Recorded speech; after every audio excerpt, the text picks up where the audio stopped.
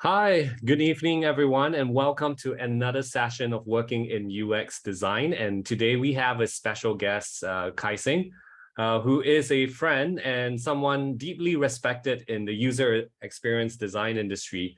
And he has been hosting many community sessions with his own company, which is Studio Dojo, which we'll be hearing a little bit more about. So let me take a moment to introduce Khai Seng, but before that, just to share a little bit why we're doing these sessions. We first did these monthly webinar sessions because it was COVID and there were a lack of physical events, and therefore we wanted to bring the community together in a fashion whereby every month we could be sharing something from an invited speaker who's actually a practitioner in the industry. And we've been doing that consistently for the last 2 years. So tonight we have Khai Seng over here, and Khai Seng has been in the UX design field since 2004. In fact, he's considered a design leader in the field and was formerly the head of Singapore for Foolproof, a UK-based experience design agency. So Khai Seng is a firm believer in holistic experience designs that span digital, spatial, product, and service domains. And he thinks that delivering great design for a client is only part of the equation. It's also key to help clients bring sustained impact and cultural change in the way they work. And L&D learning is actually part of his blood. He has an educator background teaching at Republic Polytechnic, as well as he spent time growing the UX community in Singapore through the UXSG conference in the past.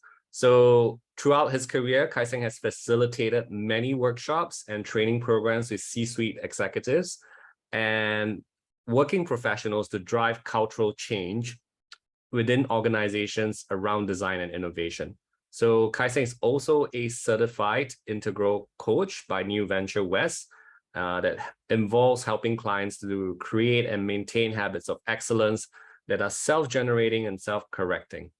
So we have a man of many talents tonight. Please put our hands together to welcome Khai Seng, or rather our virtual hands of applause over here. So Khai Seng, yeah, how are you feeling this evening? Yeah, I'm pretty good. I think I should have given you a shorter intro. It's a mouthful. It's all good. I think it really talks about the span of your experience and your background.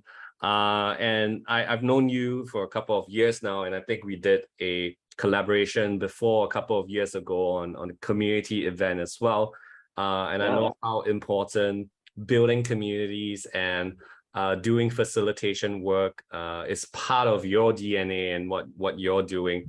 So maybe let's start off with that. Tell us a little bit more about the work Studio Dojo does, and I know it includes teaching people how to do facilitation. Yeah, I think Studio Dojo was a interesting start. Yeah, it really started about 2.5 years ago, and I was taking a break from my previous job at Foolproof. And that was like 5.5 years of really awesome experience, and I thought, I wanted to take a break now. So I had 6 months to travel. Back then, could travel freely and just do nothing. And I think slowly that allowed me to explore what I really want to do in my next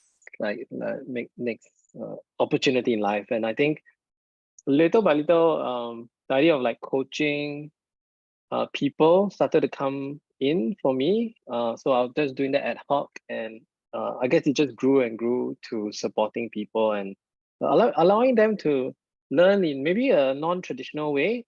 So typically, yeah, you go for design school and you learn how to design there, or and I guess now, yeah, there's like, CuriousCore, you go through this really awesome kind of experience, and many different variations. So I guess I'm one of the different kind of weird variations of how to, get better at design. Yeah, so in Studio Dojo, it's really an exploration of the idea that design actually may be not enough. Like after so many years of doing design, I'm realizing, hey, sometimes we say designers can eradicate poverty or save the world, combat climate change. But then I realized hey, maybe not, there are other skills and other perspectives involved. And so apart from design, I look at futures and futures thinking. So how do you design for 20, 30, 40, 50 years ahead? I'm also looking at organizational development. So how do I move a big group of people in the company? And it's a different skill from design, and then leadership development as well. So how do I change as a person? Who do I need to be to improve myself, or who do I need to change within the organization and develop? So it's really that mix of these four that I think I'm trying to explore with Studio Dojo. Yeah. Yeah. I love the way that you kind of frame it, and you said like these are explorations. These are things that you're interested in, and you just decide to work on them, and you recognize that design is not sufficient. There needs to be a mix of other skills inside. And I think you mentioned something about organization development. You mentioned something about facilitation. And I personally attended one of your workshops that you co-created on facilitation itself. And I think it was an interesting experience for me as an educator. So you want to talk a little bit more about, like why should people embrace facilitation and learn facilitation, especially as designers? Yeah. Oh, yeah, there's so many reasons. I think the biggest one is like having quite a few peers start out in UX, I think about 15, 16 years ago. So there was a bunch of us that were, trying things out. And back then there wasn't even this term called UX, right?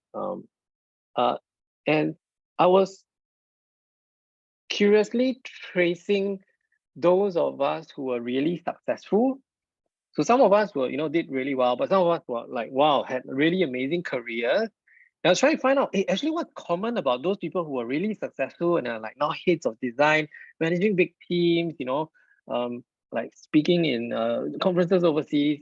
And one of the big ones was actually that they are really natural facilitators. And I would say natural, I guess I don't mean born facilitating, and having that skill, but I guess they were very good at being able to manage different groups of people, being able to invite different views in. People felt relaxed sharing ideas with them. People felt that they were in safe hands if conflict happened within a meeting, especially when you have different departments coming with different constraints and perspectives and different KPIs. That feeling of safety to converse seems to be something that made them really likable and really desirable. And I think that made them really have quite successful careers. So I think that was part of me like reverse engineering. Oh, I want to be like them. And then what is it like? Yeah. I think it's really interesting that you mentioned that the skill of facilitation being one of the key attributes that you find in successful design leaders, as you mentioned. And you said that this is not a skill that they're born with, right? And it can be learned. It can be learned, and I know you teach it. So maybe for our audience over here, what are some of the high level things that we should look out for to get better at facilitation? Yeah. I think the easy one is methods. So, whether it's affinity diagramming, giving people post-its and then having them put it all up on a really colorful wall, getting them to sort them out and, name the headers. So there are like techniques like these or lightning decision jam. I think those are the basics you want to learn, and you probably can pick it up, watching a YouTube video or, going for some of these classes and readings online. But one of the interesting things is, and having supported a lot of people going through this, different people seem to have different mileages. So some people, when they read it and they try it out, right? Wow, it's an amazing thing. And they love the method, and people love the method as well. They love them as facilitators.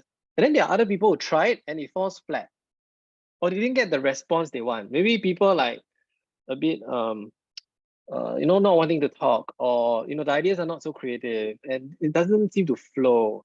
And I think that's where the additional layer of facilitation skills comes in, which is what are you doing that is either contributing or limiting that from happening? And when people learn these key concepts which are not really process nor methods, then they start to see their performance doesn't become as inconsistent anymore. So one of the key skills is actually being neutral, for example. So how neutral can you hold yourself so that people don't feel like you're expecting an answer, maybe, or that you are siding a certain group of people, or you have a preference, for example. So it's very common, for example, for UX designers to be facilitating a session maybe where they are collecting feedback about their concepts, that they design. So maybe they've done 3 concepts and they're trying to, collect feedback. And one of the things might be, maybe you love concept B, like concept B is your favorite, and that's what you prefer, but maybe the rest of the team might not like it. So maybe, you try concept A, which is maybe the safest idea, and you present it first. And then you present concept B, and then concept C is the wow idea that probably, takes too much effort and things like that. And just by the way you schedule and, like sequence it, people are likely to pick B. But at some level at the gut, right, people can sense this kind of what I call a facilitation. So it's a mix of facilitation and manipulation. It's very subtle, and people can detect when you favor somebody or you favor a certain option. And if you don't take care of that and you don't watch how you present yourselves, people can pick up on this. And these are all really small, and they won't be able to name it. But if you let it build up across an hour of a facilitated session or entire day's workshop, then people might start to get upset, but they won't know what. And these are the little things that, really make that kind of experience and the performance as a facilitator much better for you and less inconsistent. Wow, I love that you introduced a new word called facilitation. Is that how you pronounce it? Facilitation plus manipulation. I think that's a very interesting word. And I think this also goes back to what you spoke about, right? This idea of neutrality, and that you are creating that psychological safety, right? As a facilitator. And being able to do that would actually net the kind of outcomes that you want, and how well you do that does affect the outcomes that you're driving as a facilitator. So when and thank you, by the way, for sharing these tips on being better at facilitation. And I think as you spoke about that, it really reminds me of this idea of building circles, right? And or drawing circles, right? And I love circles as an analogy because like circles can be expanded, right? Circles can be sort of like come together and can be mixed. And I know you're also very much into this idea of philosophy. That's why you call your company Studio Dojo, and there's sort of like a element of practice to it. You want to elaborate a little bit more on that and how it all ties together from a philosophical perspective? Wow. Okay. Nobody has asked me this question before, Dylan. Yeah, let's start with your name. The name. Yeah. Like Studio Dojo. Yeah.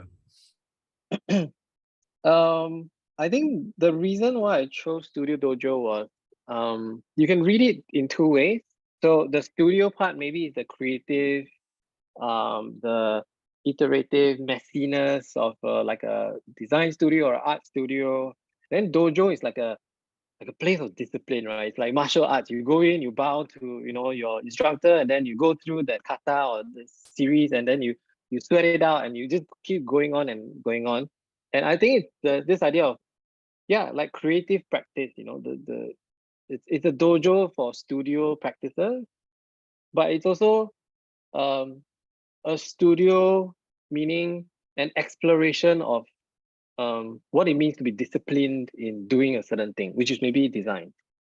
Yeah, what is there a creative way to make ourselves more rigorous in the ways we do things?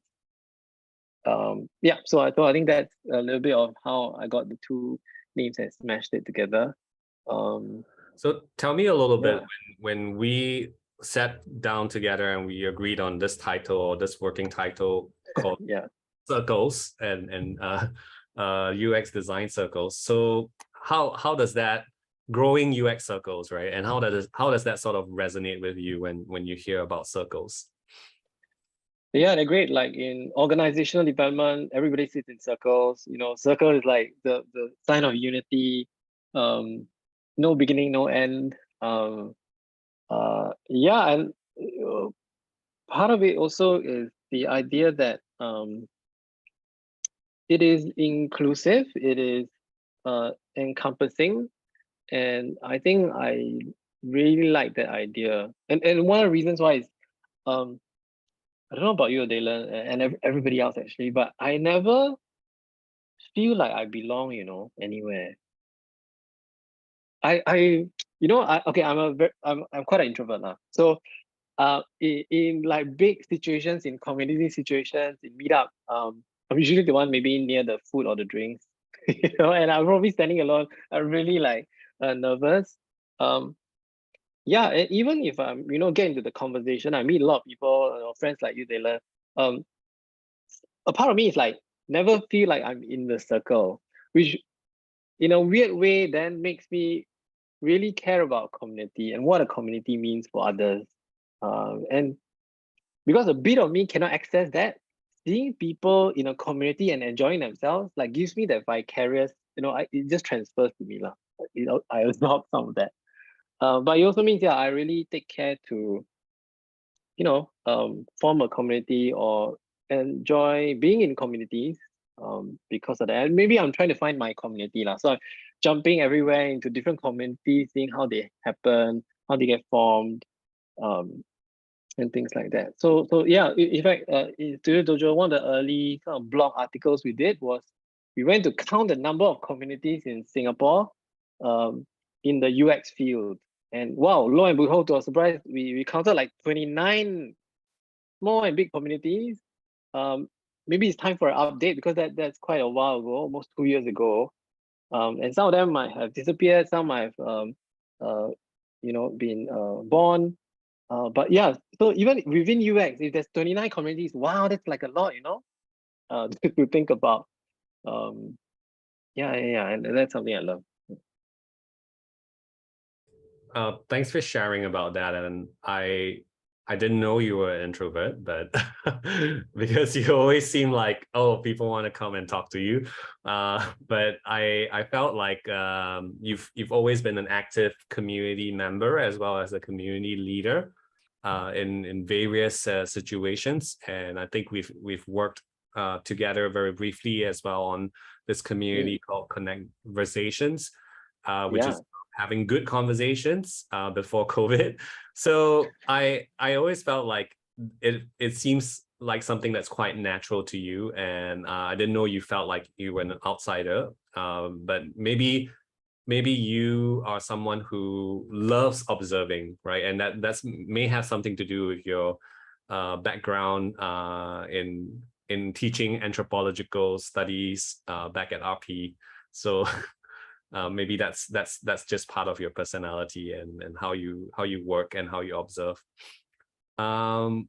What and I like the idea of circles, and I was first sort of like introduced to it in terms of learning circles, right? And that was the very first time I heard about it, and to me it makes perfect sense because like, oh yeah, like if you want to learn something, why don't you get people together who are interested in the same thing to learn together with you, right? And that learning circle idea really made me think very deeply about how we structure learning even in our school. And I know you introduce it to organizations as well. So I was hoping that maybe you could share a little bit of examples. You don't have to share company names, but how does this idea of circling or community building, exist in developing organizations or shaping cultures? And I hear that you've done it for your stint in Foolproof several years ago. Right. Yeah, I think what's interesting is and tying back this idea of circles to like UX or design, it's I see doing these communities and these circles also as design. But maybe you're not a UI designer. You're not moving pixels on a screen and developing color values for them. But when you're designing an experience, a community experience, you are also considering certain processes that are very similar to UX design. So you're thinking about empathy, who's part of the group, what do they want out of the community. And yeah, you were mentioning learning circles. So there are certain communities that really prioritize learning, and maybe this group is as well. And there are certain communities that prioritize practicing together, and that's a different type of community. Like I guess the dojo, right? Or you go for your martial arts, or you go Tai Chi, you go see people practicing Tai Chi in the park. That's a community of practice. And then there are other communities of a relationship where they just want to hang out and like get to know each other better, or deeply. And maybe some of the conversations kind of thing that we did, right? Which is how do you start having deeper conversations right at the start and deepen that kind of networking, right? That can come in. And then the fourth one is like communities of support, meaning how can we help each other? And I think part of designing for organizations, I've realized the question is which of these four is the community that is needed and is wanted, because each of the four have slightly different ways to set up and slightly different ways to support them, right? And if you diagnose the wrong need, like if you're solving the wrong problem, then what you realize is, yeah, maybe the community comes, it doesn't come, it doesn't gel as well, or it comes one day and then it dissipates, and you probably have, experience of, you go for a workshop or a shared experience together, and then at the end of the session, it's like everybody's like, hey, let's go on WhatsApp, let's create a group chat, or let's create a group Telegram chat, and then it never really, nobody else posts into that that group chat, right? So that's the reason of, the community has transitioned and it's a different need, but we didn't really take care to consider those needs and support that in a way. So I think one of the things I've learned is, yeah, being watchful for what kind of community you're really designing for or trying to construct and create, and just consider that as well. Yeah. So I understand that you were leading Foolproof Singapore with a team as well. And what did you deliberately create any of these circles that you mentioned in the organization to kind of like support certain way that or certain practices or certain way that the organization should function? I think there were a couple. Definitely, there was a small community of leadership. So rather than me being the one leading, it was then supporting a group of 4 people from different kind of work functions to come together to support each other.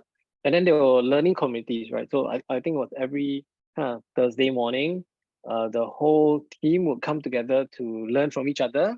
So I remember one of our team members, Samantha, was talking about how her learning how to be in the kitchen, right? In a restaurant, working in a restaurant. How did that and mise en place and all the kind of things, how did that really inform her design practice? We had people who were talking about kendo and how that informed their practice. So it's quite different things. Obviously, some were a bit more design related, but essentially, yeah, that was a community of like, us sharing and contributing at the same time together. And yeah, so in my experience coaching for companies with Studio Dojo, part of it was also setting up learning communities for design teams as well, because a lot of times design teams may be all over the place in different projects doing their stuff, and they never really get together And so one of the key reasons that people really want to get together is, yeah, learn from each other. What project are you on? What are your interests?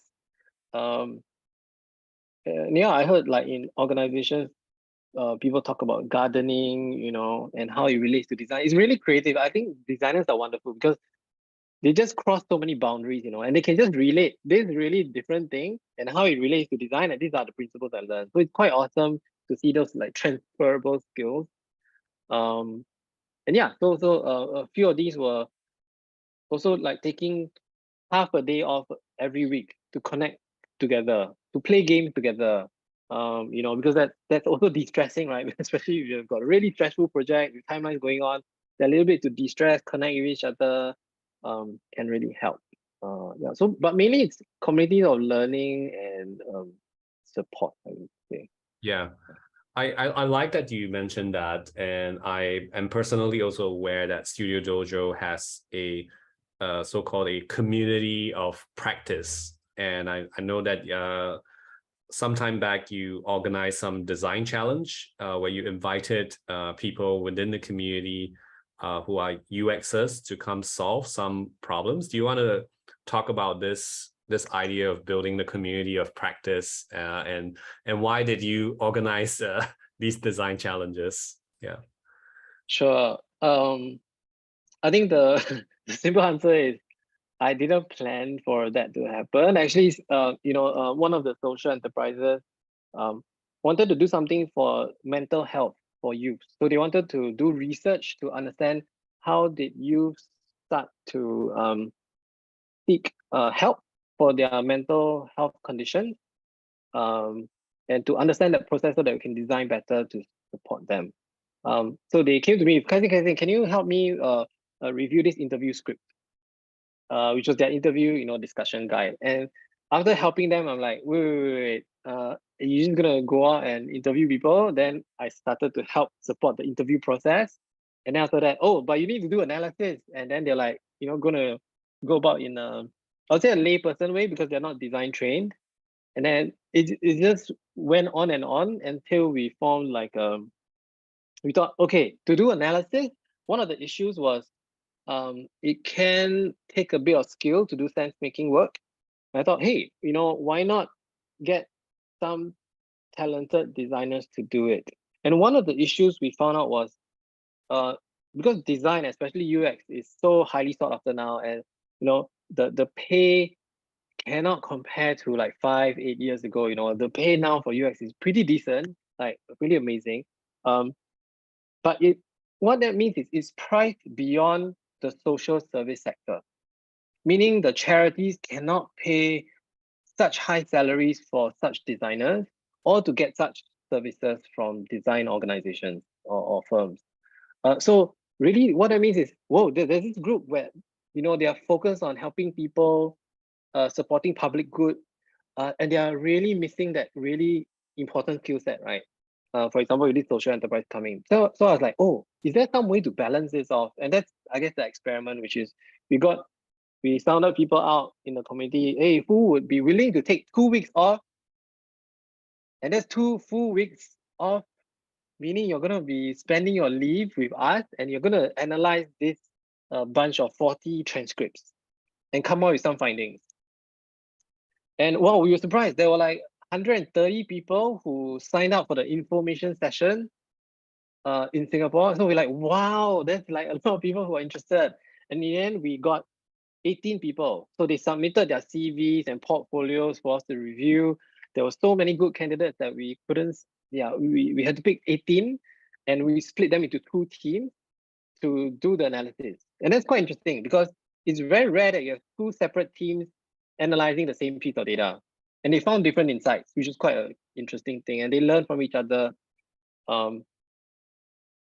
Yeah, and another thing that we were thinking of when we designed this community circle was it's rare to be working with a senior who is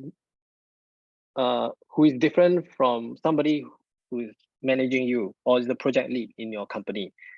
And maybe sometimes when you do something like this, you can get paired with a senior with a different style and you can learn from them as well. So sometimes that's really good. we also got a lot of interest from a lot of seniors, and these are people with 8 to 10 years experience who volunteered for this as well, who said, you know what, usually, yeah, I get to work with juniors and mid-level people, but I never get to work with my peers, because we're all heading different projects. And so we never really get time to collaborate. So that seemed to be a win-win for, both the seniors, the juniors and the seniors, and then as the social sector itself. So many circles kind of overlapping and benefiting each other, I guess. Yeah. And I believe it to a certain level that was by design, no? Or it was very serendipitous and you're just weaving it as it goes along. I think we as it goes along was I more think like it. that's wonderful. Because I know one of my students happened to sign up and was one of your 18 okay. candidates. And she mentioned she had a really good time learning from people who were more senior than her, and it was like a good way to learn as well. So I think that was learning and that was practice, a learn and practice kind of like circle, if I were to frame it that way. Will we be expecting similar challenges happening in future, or like that's kind of like just one experiment? Well, so that led to another one, which was about workplace health, workplace mental well-being. So we actually got 4 organizations who wanted designers to go in and experiment with them for 5 months. Wow. So that just ended. So we're gonna be sharing the kind of outputs of the work during Singapore Design Week in September, so a couple of weeks time. So do watch out for that. And yeah, there was another group where we had 3 to 4 designers. We formed them into groups. We send them into organizations like GovTech or a charity and an SME, and they will then open their staff up to, do research, think of service design ideas to improve mental well-being. And then we were going to develop a playbook based on the ideas that came out. And that developed because we then laid on design coaches. We had a psychotherapist, 20 years experience, who's pairing out with them to bring these kind of innovations in and to see whether their ideas worked or not. So that was like a add-on. Are we going to do more next? Maybe we may be doing one around sustainability and fashion. Yeah, but we're still thinking. It's quite a big exercise, so we're still considering. I totally agree. It's a huge exercise and undertaking, and kudos to you for doing that. I'm excited to see what you're about to share in the Singapore Design Week. And to me, as you're describing this, it almost seems to me like meta facilitation, right? We talk about facilitating within a group, but then you're like doing the meta stuff around the facilitation so that the facilitation could happen. And yeah, so it's actually really fascinating, and we come full circle back to the topic on facilitation. Yeah, I caught your pun there. Yeah, indeed. Yeah, so I've seen your company evolve, and I've seen you do a lot of different interesting work.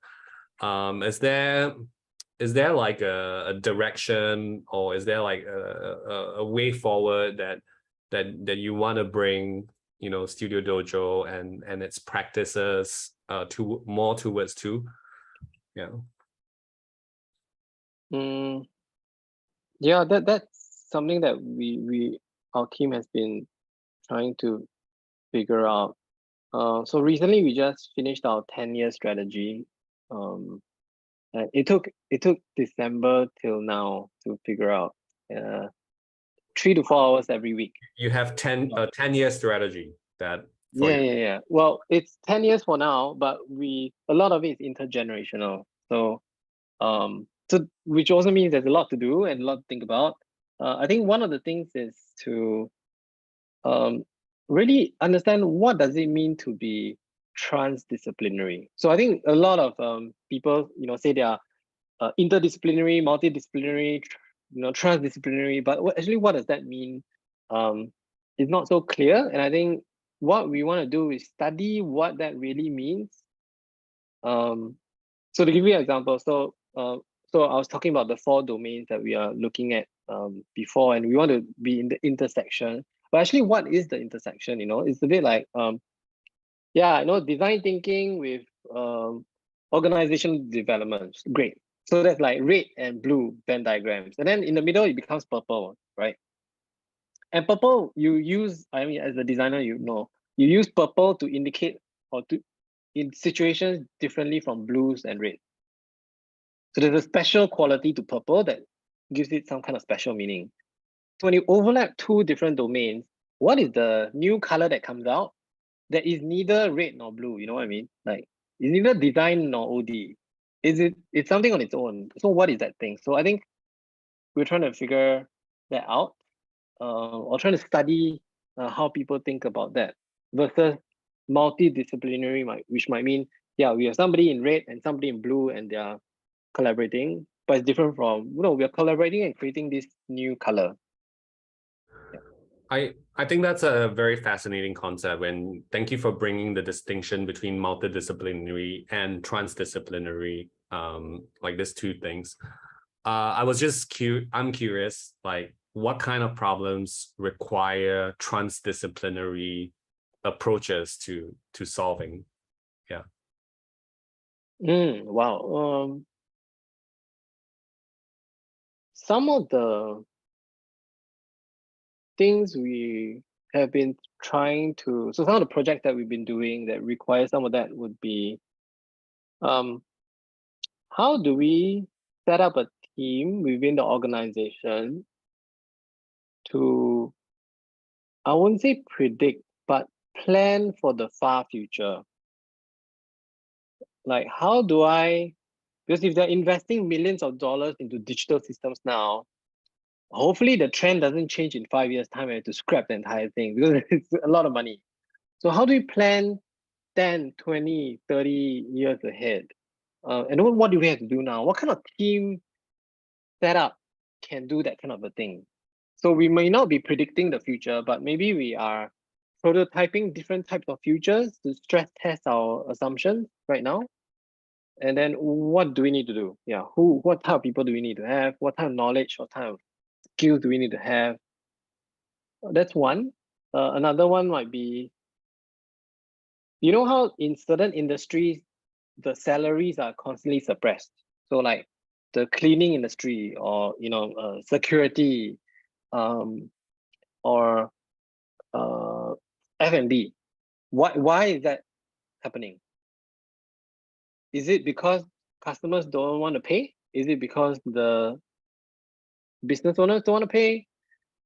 Is it because the staff members are not motivated and therefore, the boss doesn't think they deserve more? Or is it as a general industry, certain pressures are happening? Actually, what is the issue and how do we resolve this? And if you ask 10 people, you get at least 11 suggestions for how to solve it. And because it's so complex, these are where, sometimes those transdisciplinary kind of skill set start to come in a little bit more. You need a little bit of design. You need to be understanding big groups of people. You need to have inspiring leadership. It all starts to sort of mix together. Yeah, and I think it's interesting you mentioned that, because when you were talking about it, I immediately, what triggered in my head was like, oh, this sounds like an economics problem, right? It's about systems, it's about, structures, it's about supply and demand, right? So like, but it might trigger something very different from someone else. And personally myself, I've been trained in business, I've been trained in design, so I'm able to understand both languages. That's fascinating. Do you foresee the need for designers to be more disciplinary or even like multidisciplinary? I mean, if there's a difference in that. I think so, more and more. I think whether you want it or not, it's happening. Now designers have to work, well, previously they had to work with developers, now product managers, marketing, analytics people, it's going to get more and more, I think. And with a lot of the kind of bigger unicorns as well, you're also working with people with different cultures, and then you have to understand how you work with different types of styles. So I think increasingly more and more so. And I also guess it depends. I guess if you're still working at the level of a user interface for a mobile app, yeah, you probably may not need so much of that. But if you are going to design the experience, end-to-end experience, you might then need to look at different touch points, and you might have a bank branch to design together with the app, together with the service staff, and then you start to require quite different kind of skill sets. And then if you're trying to support the organization's ambitions, that's again a different one where business and strategy start to come in. And then if you're looking at the societal level, then wow, you're looking at multi-organizational perspectives. So I think the higher up you go in terms of hierarchy, the more multidisciplinary or transdisciplinary you might need to be. But just because if you just have the hammer, everything looks like a nail. Yeah. And because it's so complex, you may need to be looking at quite different areas. And again, that's where facilitation comes in. Like the ability to pull different people together is quite key. So Yeah, that almost seems like sort of like a meta skill, right? That you need to have and get pretty good at in order to unlock the full potential of the multidisciplinary or transdisciplinary team members you're working with. And I'm about to ask you some best practices on putting a team like that together. But okay. I just want to maybe share an example from my end. And recently, I'm putting together like a growth team for my own company, and I realized like it's just centering the team around acquisition, around like growing, our sales leads or our marketing qualified leads and stuff like that. So when I approach that idea of like trying to build a team around it, I realized actually, for the longest time, we've been trying to fit people in boxes, right? And we write this JD like, hey, we need this person. And then we try and fit this person in the box, right? And then I realized, hey, actually, when I'm building this like growth team, let's just call it the growth team. I'm trying to build a multidisciplinary team that just gets shit done, right? And get the goal, get the results. And I'm like, yeah, but I like, why am I trying to fit people in boxes? Like, oh, I need this person, I need this person. I can agree I need specialists, and I can agree that having a diversity of talents is really going to help, and depending on the budget that we have. But if like growth is the North Star and it's the ultimate goal, yeah, then I'm also trying to figure out, hey, what's the best way to build the team? So I'm learning from you. Basically, when you're seeing, when you're doing all this futures thinking and futures work and trying to put all these teams together, is there like a optimal composition or best practice? Yeah.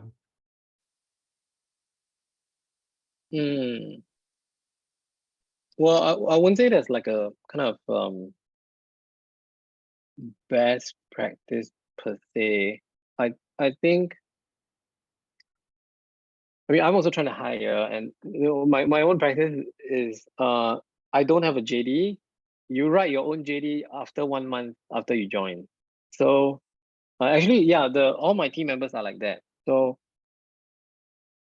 I guess the kind of best practice I'm trying to implement for myself, like eating my own dog food, is find a person that cares about the mission, and they'll find their own way to fit into the team to deliver success, whatever that means.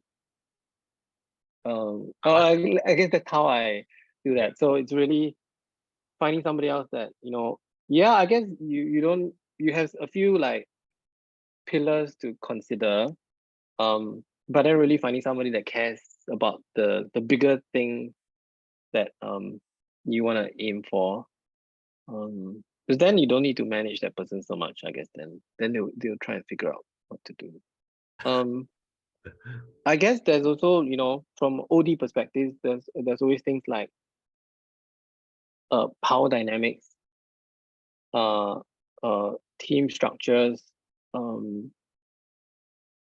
But I think team structure also is just one of the things that at least I learned in OD.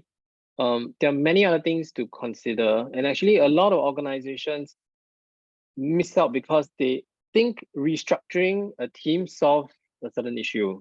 And very often I think they think, oh yeah, let's just restructure the team. But it doesn't. And you do need management structures, you need reward systems to change.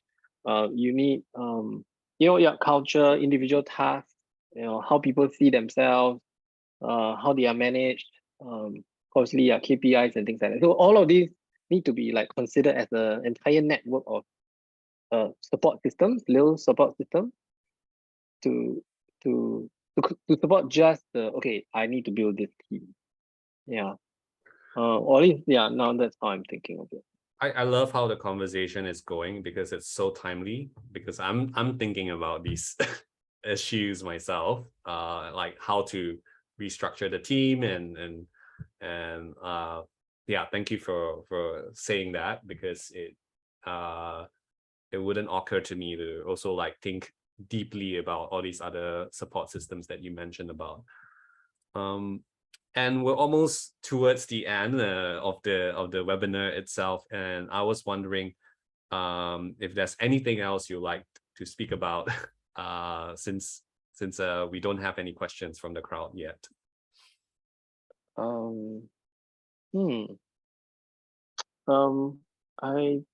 don't have anything else to add. Yeah, happy to get some questions going. Yeah. Okay, sure. So we talk a little bit about leadership. We talk a little bit about facilitation and the power of circles. Among our audience, we have people over here who are not exactly people managers, right? They might be asked to influence. They might be asked to do certain things, or even like just work with stakeholders in general. How can the practices that you do, right, help them get better at influencing, right? Does being a better facilitator help you be a better influencer? I mean, we can start with that first.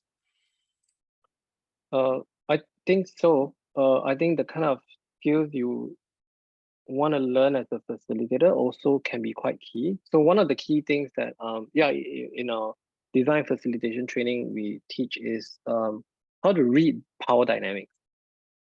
And sometimes you're in a room with different people, and some people talk louder or talk more than another group, or somebody's paid higher and therefore everybody listens.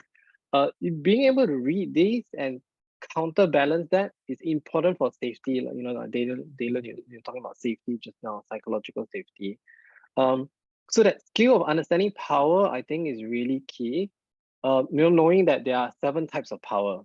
There's legitimate power, reward power, coercion power, knowledge power, expert power. Those you will then understand. There's no one single way to gain power. And yeah, somebody might have the power to hire and fire you, but you might have another type of lever or power to balance that off.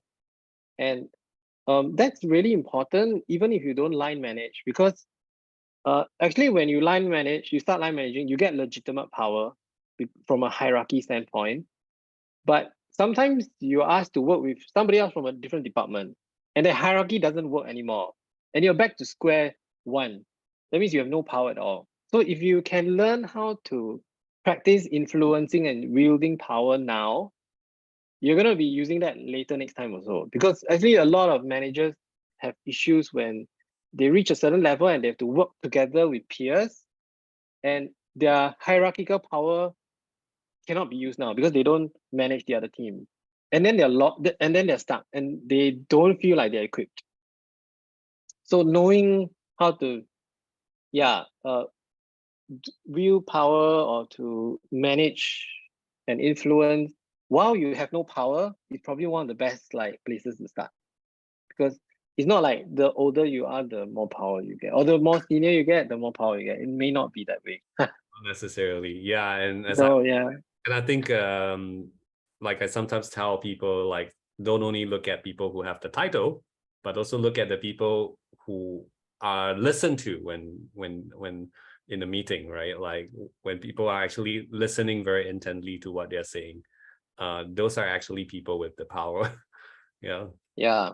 I have this experience where the chairman is the one with the most power, but the second most powerful is the PA, because she knows when he's having a good day and when he's not having a good day. You know, when is he going to a cafe to like chill out? Is that the best time to be introducing your idea, or when not to? Like that's like real power. You know, everybody's like, oh, okay, can you please give me a audience with the chairman? Yeah.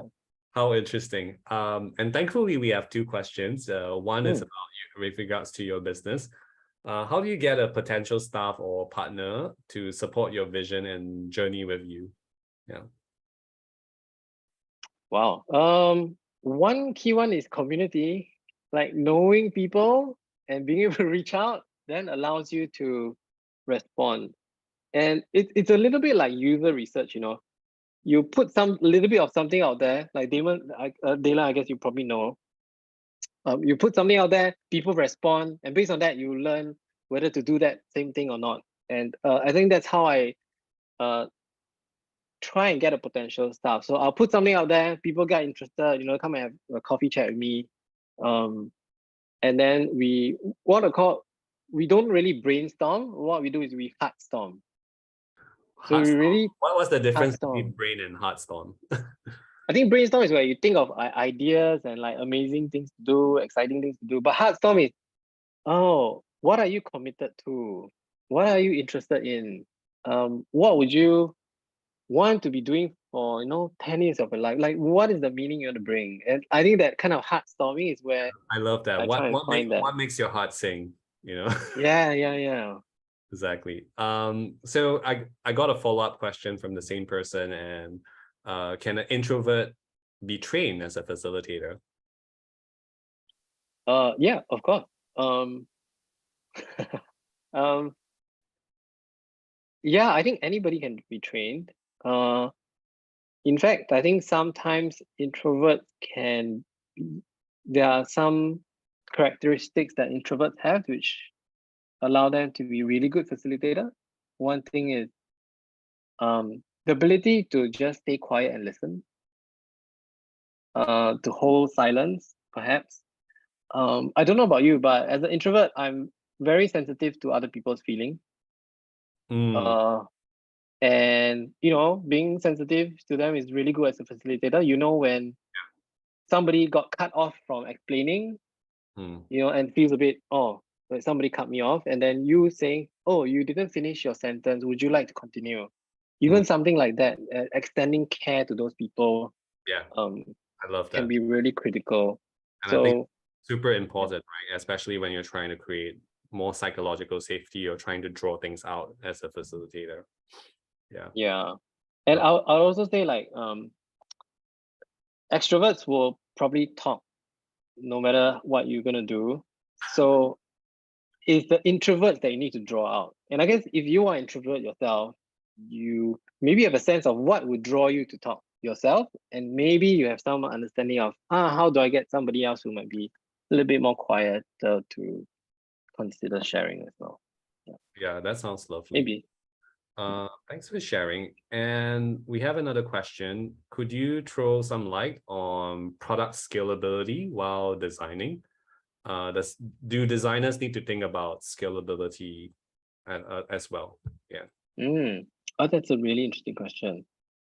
Kriti, is there any, I don't know whether he or she is able to respond. When you say scalability, do you mean designing for massive number of users? Is that what it means? Or that the product can be used in many different ways, perhaps. Not sure. Yeah, let's work with the first assumption then that you mentioned. Okay. I think Got it. So yeah. long term. Yeah, got it.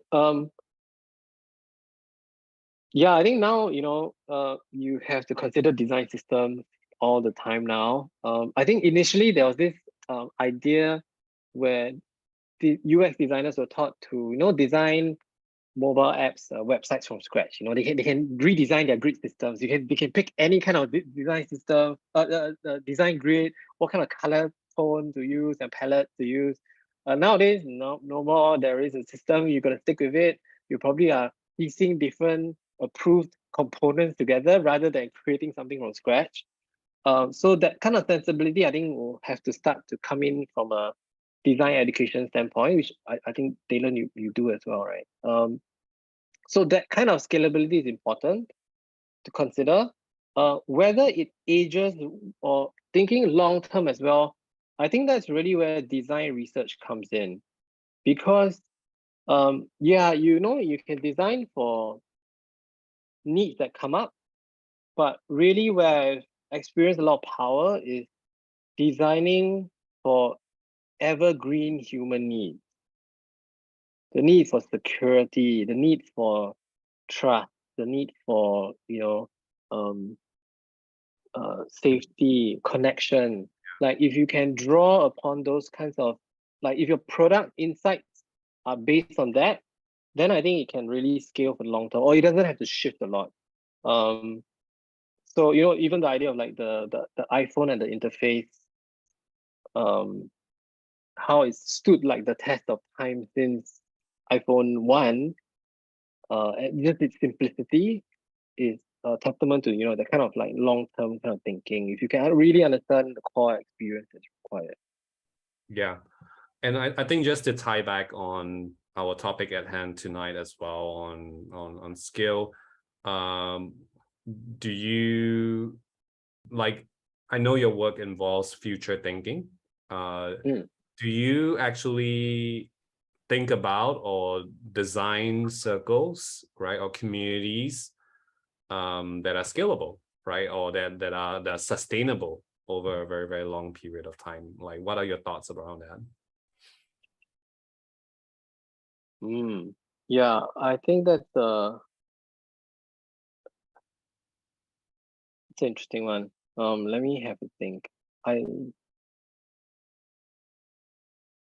I guess, yeah, it goes back to the need to what is the need, right? So is the need for learning, like, is it a community for learning, for practice, for relationships, or for supporting each other? And I guess, yeah, it's really fascinating to see, like, the Web3 kind of NFT community coming together to learn something completely new. Like, if you're seasoned, you're probably like 6 months into this. That's like what, like somebody super experienced. But the idea, I think, is really quite fascinating for me. And yeah, I would say topics can definitely change across time. But I think it's that those kind of different intentions that really come together quite a bit. And I'll say that also that would probably also help with longevity. Yeah. But I think that's a question that I really don't really have a good answer to, and Yeah, probably good for exploration for next 5 to 8 years, I think. I think it's a fascinating question. I mean, because even as you mentioned about Web3, people pay to feel a sense of connection, right? They pay to get access to feel a sense of connection with other people who pay for the same things. Yeah, that's amazing. Yeah. Yeah, and the fact that they're invested in this ecosystem for the long term because it doesn't die, right? It's a blockchain. And the fact that they're exchanging whatever ideas or goods and services and stuff like that, it's so fascinating to see that happen. And in terms of how sustainable it is, I think that's still a big question. Like whether there's longevity, whether there's like it can continue, beyond the founding phase, because you and I are community builders, and we built different communities, and I can see like whether it's Web 2, whether it's Web 3, whether it's physical community, it's about the system, right? And how it's being passed on in terms of like community building, which I find that's why your pillars of work is very, very interesting to me, because you said, hey, there are 4 pillars, right? There are learning, there's practice. What's the other 2? Relationship and support. Relationship and support. So I think that's really fascinating to really think intently, starting off from that perspective. What kind of community are we building over here? Yeah. I think a lot of people ask when they build communities. Yeah, and it's interesting because like there's like organizations like the Long Now, which like that community is weird. So they are designing a clock that can last 10,000 years. Like that's their current project now. It's like what the Chinese, Egyptian civilizations are only like 7,000 years, and they're planning for a 10,000 year long kind of design. Like, how do you even think about language? Because all the languages we know are younger than that, like a few thousand years even.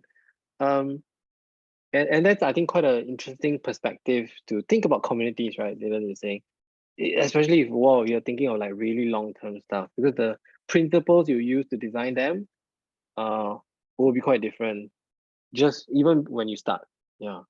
Yeah, I mean, when you talk about the finiteness of human life, or the finiteness of things, right, or even interests, for example, there's a limited amount to that, and therefore when you're designing a community, when you're designing circles, it needs to take into that account that people's interests will fade, will wane over time, and the community will evolve over time, right? As it changes hands, as it changes people. So yeah, it's a big topic of its own. I don't think we're able to explore every single element of it, but I really like how we brought sort of like an anchor to the topic today, which is why is it important for UX designers to learn facilitation and pick up facilitation skill? How does it help you as an individual contributor who is influencing stakeholders in an organization? And what kind of circles can you be designing within your organization, or within sort of like outside of your professional circle, in order to learn, in order to practice, in order to connect, in order to support? So I think that's been a really, really wonderful conversation. Lastly, I'd like to ask you, do you have any final words or final things that you might want to share and impart to fellow practitioners? Yeah, I think it's a little bit of a segue to Raji's question and advice as a first timer. So and this came up because I was just discussing with my colleague about our weird HR policy of when you join us, you have no JD, and after a month, then you will start writing your JD, and you never stop writing it. Which is this idea of it's really difficult to know what you want. Because in life, you're given choices, right? So even in school, what CCA you have, there's a choice for you to pick. You don't get to like design what you really truly want. The subjects you take, there's no choice per se. You don't get to go on YouTube and like just create your own curriculum, right? There's some distinct timetables, and this is the lessons you go for. And throughout life, we never really are asked what we truly want. And I think part of the search, even in community, is what do I really want? I myself find it very difficult to answer if it was like this blank slate, right? What exactly do I really want? And yeah, maybe as the first timer, being very clear what you want then helps you to figure out what kind of resources and what kind of communities you want to be in that can support your journey. And some would also share that maybe you don't know what you want, but at least you know what you don't want, and we can start that first. Yeah. Yeah, through a process of elimination. So perhaps that's a good idea. Not knowing, it may.